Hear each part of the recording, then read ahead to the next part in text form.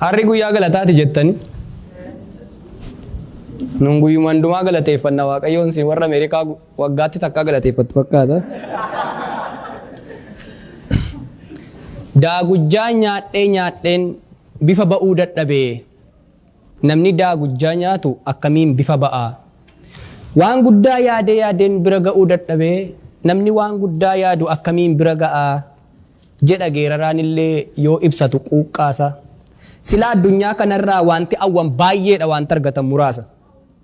Garuu gaafa jiifannee nyaannus ta'e gaafa bullus agabu garaan waanuma caalu fedha.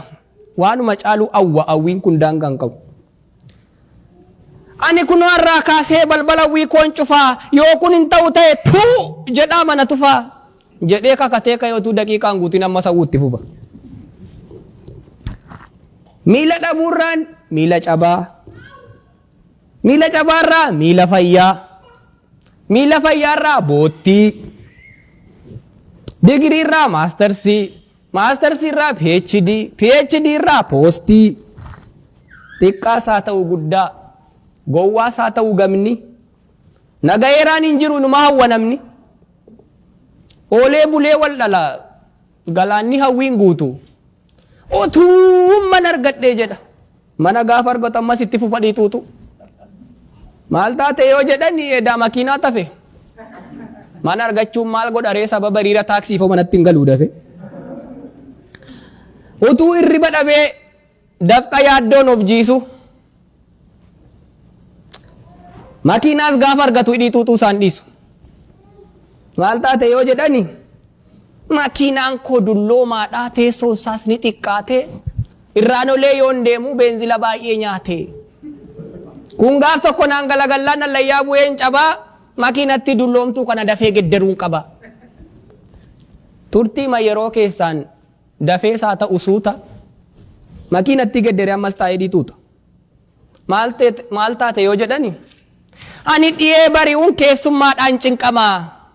Manni koo immoo xiqqoodhaan taatu taakkuu 20 kanaaf giraawundi pilaastuu ijaaruun koo dirqama. Achis mana giraawundi pilaastuu isaas ijaaree isa bareedinni isaa warqee illee gachisiisu. Guyyaa 2 yoo bule ammas hidhiituutu isaan dhiisu. Maal taate yoo jedhani aboo eessuman lixanii rakkinni natti hammaate haadha manaa mucaa koo wajjin nuti nama 3dha makiinaan tokko taate. Walumaa galatti namni biyya lafaa kanarraa hangam buufatus bu'a. Nagaa jedheen beeku hidhii maxuuxaa du'a. Dhalli namaa waan dhabee boo'uu malee gadi cabsatee ceeku waan argatee harkaa qabuuf galateeffachuun beeku. Otuu awwaa muummatuu galgalaa fi ganama lubbuun jiraachuu isaa qofaaf galateeffachuu akka qabu hin yaadatu ilmi namaa. Hiikamuu dinnaan dhiibboon itituu dinnaan dhabni gaafuma rakkatu qofa waaqa yaadata namni. Gaafa kaanni utaala hin qabu akkaa fakkaata. Gaafa cinqiin itti dhuftu immoo fira waaqaa fakkaata. Gaafa waan barbaadu argatu kana kannaaf argamsiisee cimina koof yaada koo. Gaafa waan barbaadu dhabu immoo nagattaaree waaqa koo. Itti fuftee kan caalu argachuudhaaf waan addaa isa harka keerra jiruuf galateeffachuu qabda. Aarsaa galataa waaqattee ofittiin hidhiin gaadii gaafa kophee kaawwattu kan miila hin qabne yaadi. Ati fayyaa taatee utaaltee dafqillee keessi jiisa. Kumaatamni meeqa immoo dhibeen fayyine hin qabamee hospitaala ciciisa. Atotuu mana qabdu mana kan caalu agartee hawwiinsi dhulaan dhula. Meeqatu immoo godoo dhabee qorraa fi cabbii keessa barandaa namaa bula. Jiruun kanarra maatu boor dhufuu mala tarii. Waan har'a of harkaa qabduuf galateeffachuu bari. Eessaa kaatee eessa akka geesse madaalarra of kaa'i. Kan dhabde qofa miti kan argattes lakkaa'i. Hawwii kee gungummii kee barattaan of bulfadhu. Waan si darbe qofa miti waan siif darbees dubbadhu.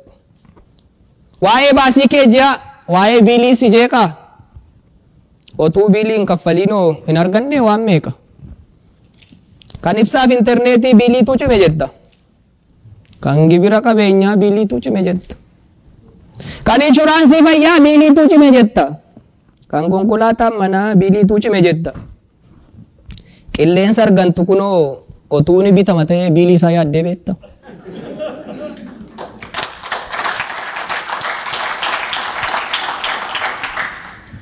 Qilleensi keeshaan tokko yookiin burcuqqoon lama otuu gabaatti bahee qarshii meeqaan bitama?